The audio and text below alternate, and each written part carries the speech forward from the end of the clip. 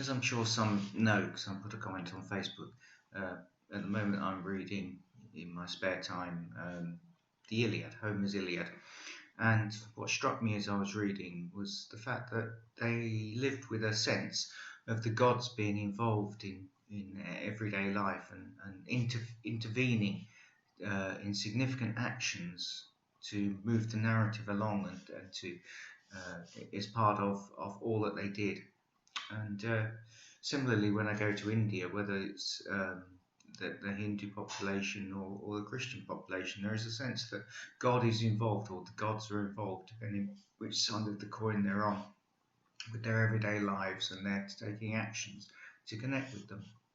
In the West, we live in a very different kind of world these days, where we don't really consider that God is involved in our everyday lives.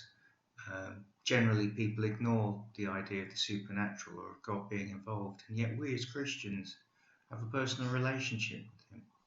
I just want to encourage you and know that, while all of that is falsehood, the Greeks and the Hindus and so on, that's idol worship and so on.